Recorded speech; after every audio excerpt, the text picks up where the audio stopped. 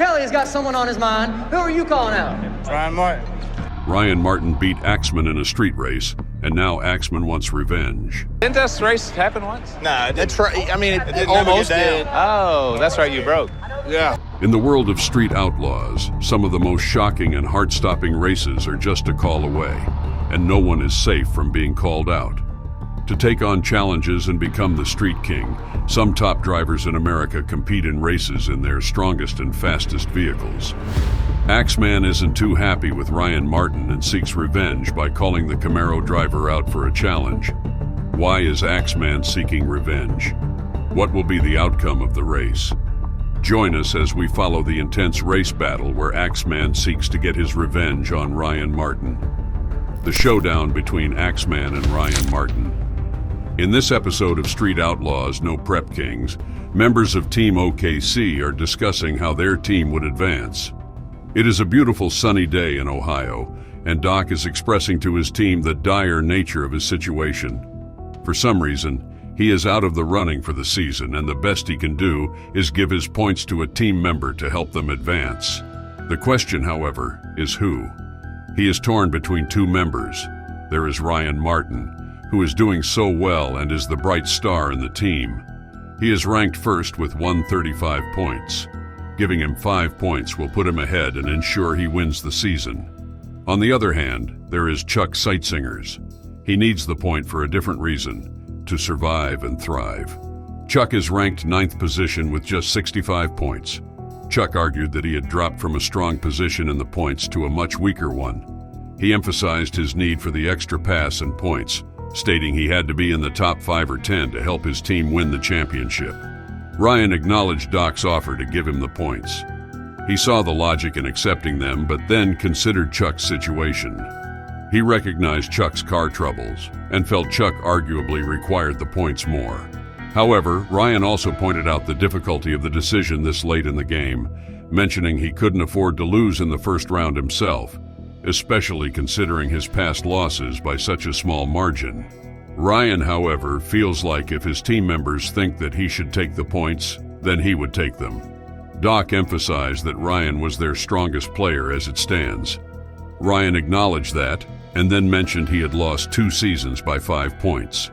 Jeff interjected, mentioning Chuck's car was functional, but Chuck himself couldn't compete. Chuck insisted his situation was worse, saying his car was actively leaking oil while Ryan was merely out of the competition. Doc explained he was deciding who needed the points most. He acknowledged Ryan's past losses and how that influenced his decision to offer the points to him first. However, he left the offer open if Ryan wasn't interested. Ryan emphasized being a team player, implying he would accept the points if it benefited the team most. He then worried he might get a difficult opponent and draw the bucket. Doc, understanding the situation, decided to give the points to Chuck. He reassured everyone it wasn't a big deal and they would be all right. With that heavy decision out of the way, everyone gathers as the announcements are made. The announcer hyped up the crowd in Ohio, asking if they were ready to see the first-round matchups. He announced a hefty prize of $440,000 on the line.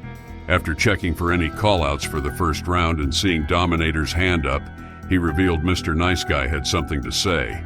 Dominator, a short man in mirror sunglasses, Dominator decided to ditch his usual friendliness and challenged Big Chief to a race, likely referencing some prize money Chief won in Colorado. The announcer confirmed the call-out, creating a buzz.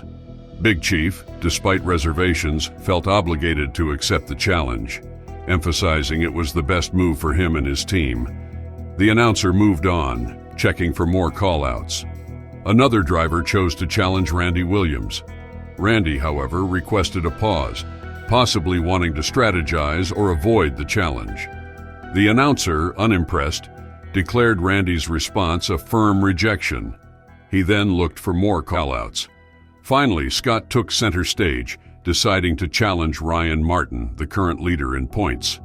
The announcer highlighted the audacity of Scott's strategy, considering Ryan's strong position.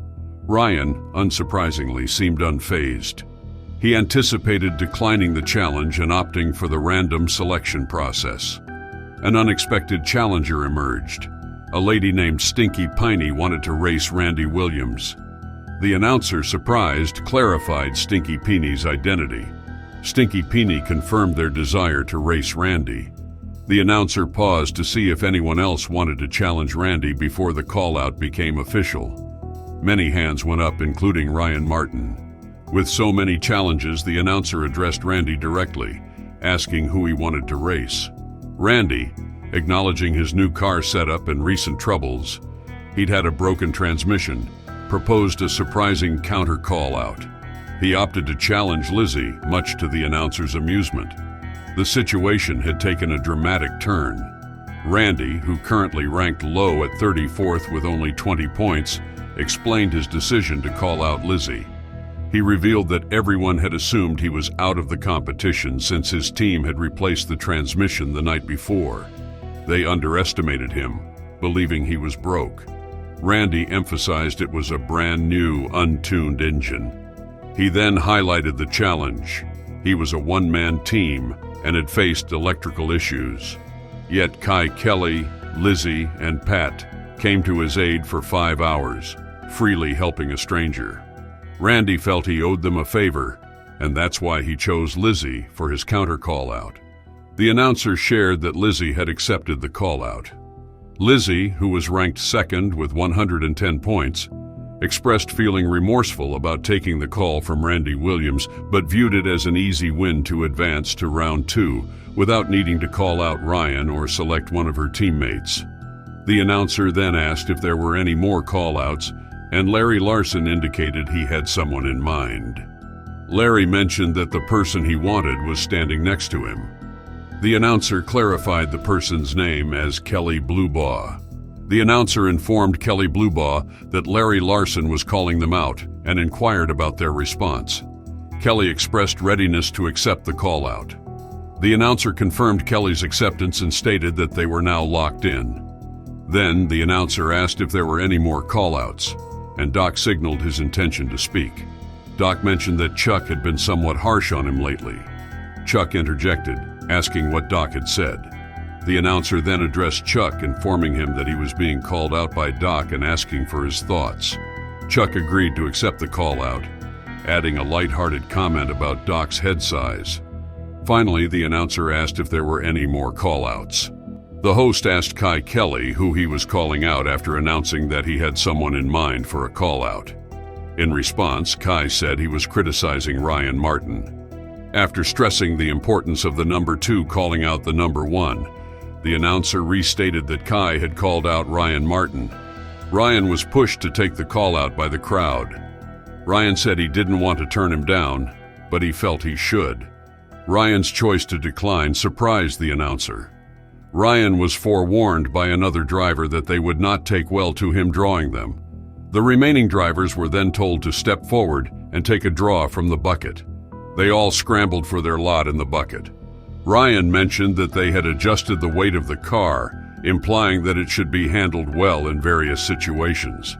He emphasized the significance of racing against Larry Roach, also known as Axeman, acknowledging that if he were to be outrun by Roach, it would greatly affect his points lead and allow competitors like Kai and Lazy to catch up, which he couldn't afford.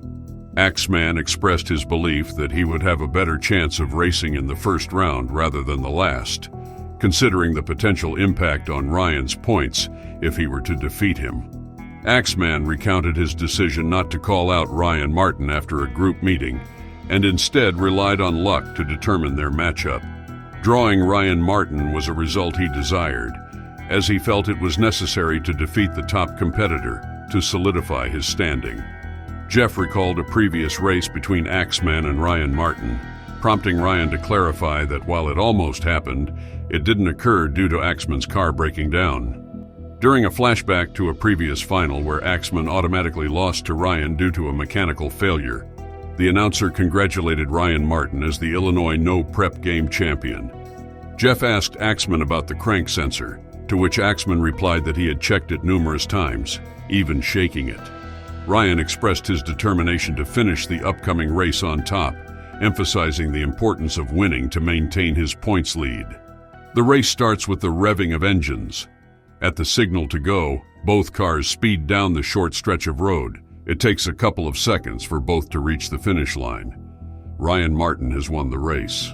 Ryan expressed satisfaction with winning the first round, seeing it as an opportunity to settle the score from the previous race at Route 66. He considered it a good race and was pleased to advance to the second round. In another matchup, Amarillo Mike mentioned that all preparations for his car were completed, ensuring everything was in top condition. Facing Vixen in the first round, he acknowledged Vixen's competitiveness and emphasized the importance of winning to avoid Kayla having to race him in later rounds. He's aiming to get her to the championship.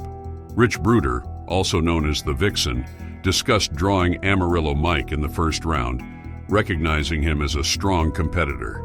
Reflecting on past issues with the car's headers during a race in Colorado, his team had made necessary adjustments and were prepared to see how things played out in the current race. After Amarillo Mike won the race, he expressed readiness for the next round, eager to continue their success and defeat another opponent. Next, Big Chief goes up against Kai Kelly and the Vixen, two racers arguably more skilled than him at drag racing. Big Chief wins, whopping $40,000 after battle with Kai Kelly. Big Chief, ranked 22 with 35 points, has got a race coming up against Kai Kelly, and Ryan Martin is propping him up for the showdown.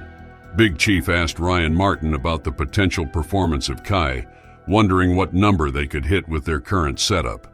Ryan estimated their best hit to be around 412, give or take. Big Chief considered the possibility of Kai outrunning him if they guessed right on the tree, but Ryan reassured him, suggesting that in a heads-up drag race, if they replicated a good run, they'd be fine, even if Kai had made some adjustments. Ryan encouraged Big Chief, expressing confidence in his performance. Big Chief thanked Ryan and inquired about whether he thought Kai would play games on the starting tree. Ryan didn't believe so, indicating that he thought the opponent would make a straightforward start. Big Chief reflected on his expectation of racing Kai at some point during the night, expressing a sense of inevitability. He recounted their past street races, where Kai consistently won, but mentioned his victories over Kai at the track, notably at Bristol, for a significant prize. Big Chief acknowledged Kai's speed and expressed both happiness and nervousness about the upcoming race, recognizing Kai's potential but feeling confident in his abilities. Ryan acknowledged Big Chief's sentiment about feeling due for a win. Big Chief expressed his confidence, stating that he felt like he was overdue for success. Ryan encouraged Big Chief to perform his best. Big Chief affirmed his readiness, emphasizing his preparation for the race and acknowledging the evolution of Kai's skills since their previous encounter. As Kai made final preparations at the start line, he reflected on facing Big Chief in the semifinals, recognizing the anticipation surrounding their matchup. He emphasized the need to perform flawlessly against a skilled opponent like Big Chief. Kai expressed determination to win the race and advance to the final, aiming to maintain his position in the rankings. Kai expressed his intention to perform at his best to secure a spot in the final, acknowledging the competition from Lizzie and the closeness of the standings with Ryan Martin. He expressed his determination to win the race. The race ensues and Big Chief emerges as the winner. There's celebration everywhere. Big Chief noted Kai's skill with the starting light and Kai's proficiency at the 60-foot mark, anticipating Kai to be ahead when the light turned green. Kai mentioned that his car started shaking halfway through the pass, while Big Chief's car performed perfectly. Big Chief complimented Kai's strategy, acknowledging that despite Kai's advantage, he allowed Big Chief to spool up his car before the race, resulting in a true drag race. Kai admitted to looking over at the scoreboard, uncertain of the race's outcome. Big Chief commended Kai for his sportsmanship, acknowledging that despite being able to take advantage of the rules, Kai chose to engage in a fair drag race, demonstrating his integrity and earning respect. Big Chief marveled at his car's performance on the mountain, noting that it was running better than ever before. Ryan expressed hope for Big Chief's continued success, but cautioned him to consider the implications of elevation on his car's performance. Big Chief eagerly anticipated racing at higher elevations, expecting even better performance. Ryan emphasized the significance of Big Chief's car running well and its potential impact on other competitors. That leaves Big Chief reiterating his excitement and determination to succeed. Ryan encouraged Big Chief to focus on replicating his successful performance. Big Chief expressed confidence in his car's abilities, particularly against opponents with different setups. Reflecting on his journey through the competition, Big Chief recognized the tough competition and appreciated his success thus far. Ryan acknowledged Big Chief's contributions to the racing community and emphasized his competitiveness in reaching the finals. Meanwhile, in Team Outcast's camp, everyone is hyping up the Vixen as he prepares to face off against Big Chief. The atmosphere was charged with chants of "One to go, Team Outcast." Their focus was clear. They wanted Bruder to give it his all. One team member spoke of fierce competitiveness, likening Big Chief to a thief and emphasizing the need to surpass him with full force. The Vixen had his assignment: establish Team Outcast as a dominant force. The announcer introduced the upcoming race for $40,000 between the Bruder brothers, his way of referring to Vixen from Virginia and Big Chief, prompting applause from the crowd. Big Chief expressed gratitude for the acknowledgement. Without delay, the announcer urged them to draw lanes and get ready for the race, setting the stage for the showdown. Big Chief echoed the sentiment, acknowledging the significance of the moment. The Vixen, undaunted by Big Chief's reputation, affirmed his confidence in his abilities and his determination not to be shaken. He planned to give his best effort, confident that Big Chief would soon see his taillights. With excitement building, the announcer fueled the anticipation, signaling the start of the race. Big Chief acknowledged the formidable reputation of the Bruder brothers, recognizing their legendary status in drag racing.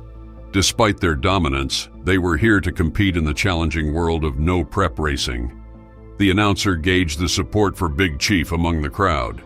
Big Chief acknowledged the impressive speed of the Bruder brothers, noting their ability to hit 200 miles per hour in the 8th mile, a feat he couldn't match. However, he highlighted his speed of 186 miles per hour and strategized to leverage it to his advantage. As the race commenced, the announcer emphasized the significance of the moment, recognizing it as the biggest race of the weekend. The race unfolded, and to the astonishment of many, Big Chief emerged as the victor in a commanding fashion. The crowd erupted with excitement and disbelief. The announcer expressed incredulity at the outcome, admitting he never expected Big Chief to outrun the Bruder brothers. It was a stunning upset, solidifying Big Chief's triumph. Big Chief celebrated his victory with enthusiasm. The announcer congratulated Big Chief on his win, highlighting the impressive prize of $40,000 and acknowledging the unexpected triumph of his small block Pontiac in the No Prep Kings race. Big Chief expressed his joy and gratitude for his 4th No Prep Kings victory, emphasizing the significance of the achievement. The announcer presented Big Chief with the cash prize, underlining the hard work and dedication that led to his well-deserved win as the crowd erupted. In the next one, Birdman isn't so happy about the outcome of his race with Ryan Martin. Birdman gets into an accident.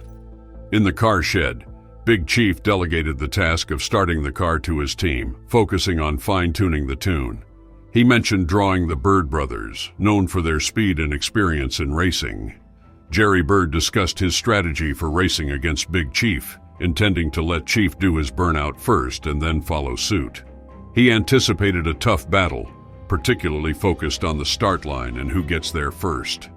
In the race, Big Chief emerged victorious, while Jerry Bird faced a mechanical failure that prevented him from making significant progress beyond the start line.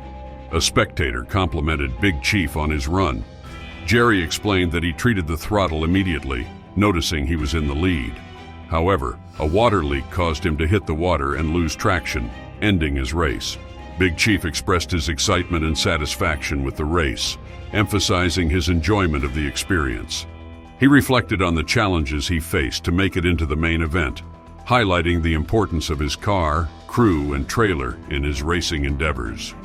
Meanwhile, in the OKC camp, Chuck is racing, and he is not too keen on who he is facing.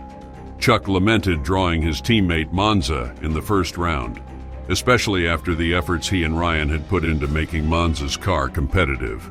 Monza expressed confidence in the changes made to his car, believing it could contend for the top spot and win some races.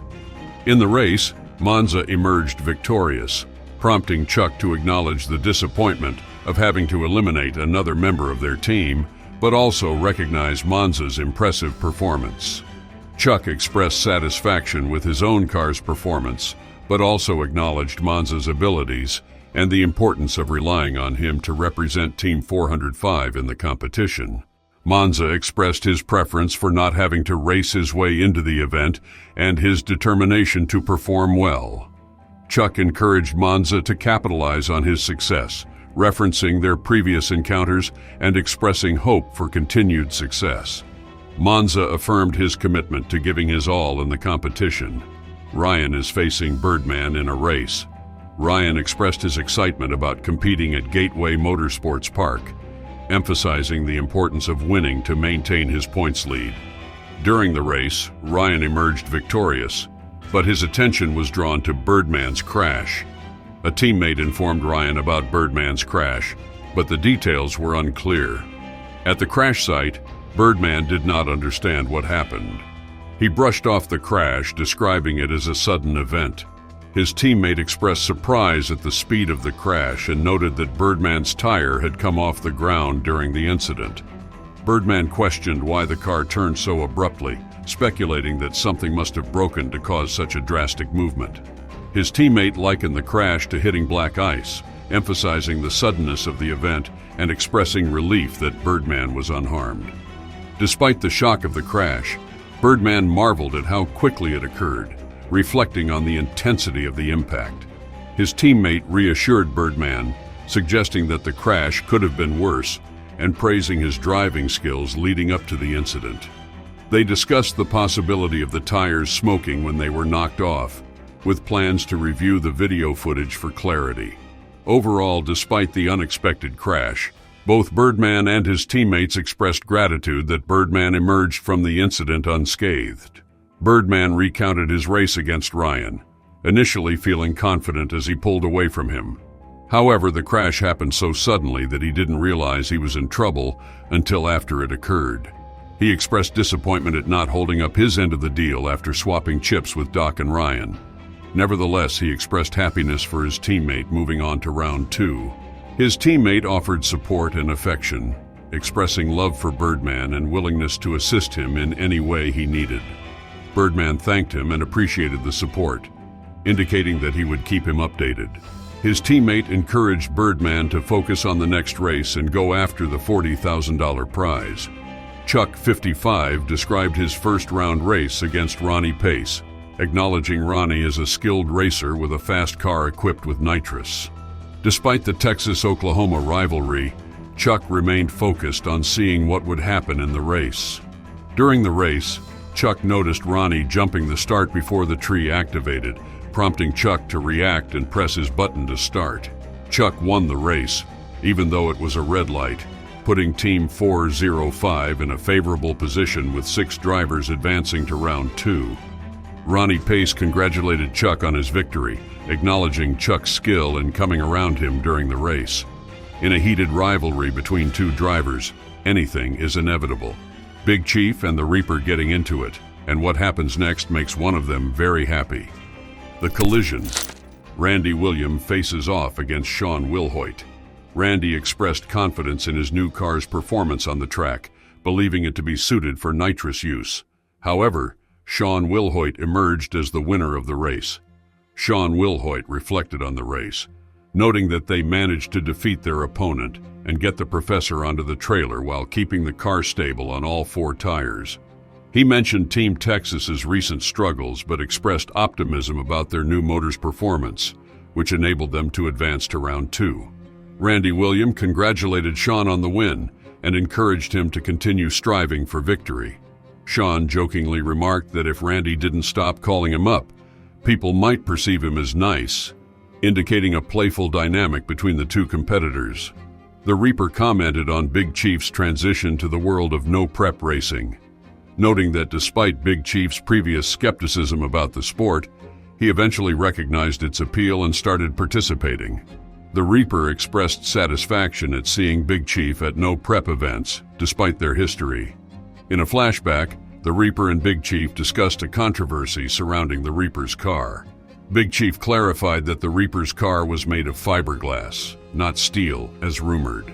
However, the Reaper remained adamant that it had steel components, leading to tension between them.